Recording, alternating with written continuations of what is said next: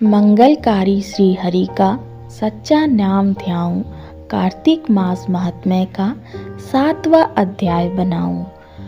नारद जी ने कहा, हे राजन, कार्तिक मास में व्रत करने वालों के नियमों को मैं संक्षेप में बतलाता हूँ, उसे आप सुनिए। व्रती को सब प्रकार के आमिष, मांस, उड़द, राई, खटाई तथा नशीली वस्तुओं का त्याग कर देना चाहिए। व्रती को दूसरे का अन्न ग्रहण नहीं करना चाहिए, किसी से द्वेष नहीं करना चाहिए और तीर्थ के अतिरिक्त अन्य कोई यात्रा नहीं करनी चाहिए। देवता, वेद, ब्राह्मण, गाय, व्रती, नारी, राजा तथा गुरुजनों की निंदा भी नहीं करनी चाहिए। व्रती को दाल, तिल, पकवान व दान किया हुआ भोजन ग्रहण नहीं करना चाहिए। किसी की चुगली या निंदा भी नहीं करनी चाहिए। किसी भी जीव का मांस नहीं छूना चाहिए।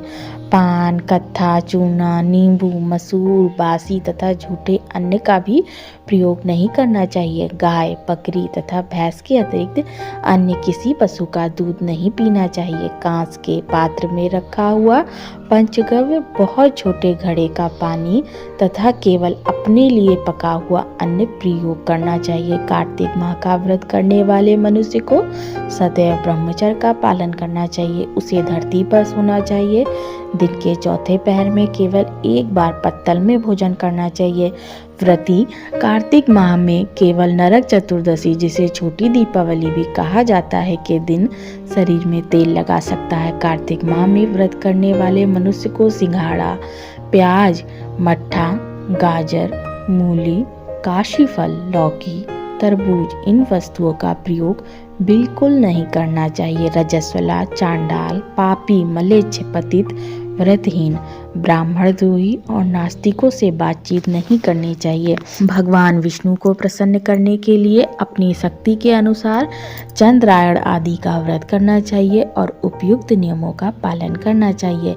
व्रती को प्रतिपदा को कुम्हाड़ा, द्वितीया को कटहल, तृतीया को तरुणी स्त्री, चतुर्थी को मूली, पंचमी को बेल, षष्ठी को तरबूज, सप्तमी को आंवला, अष्टमी को नारियल, नवमी को मूली, दसवीं को लौकी, एकादशी को परवल, द्वादशी को बेर, त्रयोदशी को मट्ठा, चतुर्दशी को गाजर तथा पूर्णिमा को साग का प्रयोग नहीं करना चाहिए। रविवार को आंवला का प्रयोग नहीं करना चाहिए। कार्तिक माह में व्रत करने वाला मनुष्य यदि इन शाकों में से किसी शाक का सेवन करना चाहे तो पहले ब्राह्मण को देखकर फिर ग्रहण करें। यही विधान माघ माह के व्रत के लिए भी है। देवोत्थानी एकादशी में पहले कही गई विधि के अनुसार नृत्य, जागरण, गायन, वादन आदि करना चाहिए। इस विधि के अनुसार इसको विधि पूर्वक करने वाले मनुष्य को देखकर यमदूत ऐसे भाग जाते हैं जैसे सिंह की गर्जना से हाथी भाग जाता है।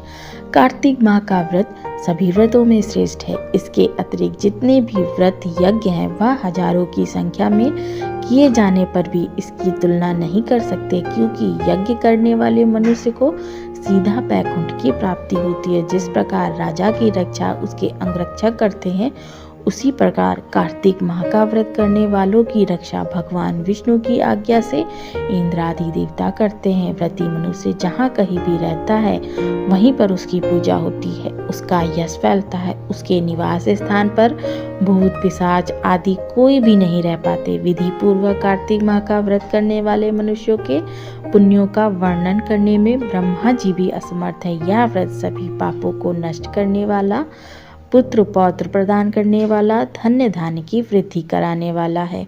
जय श्री कृष्ण।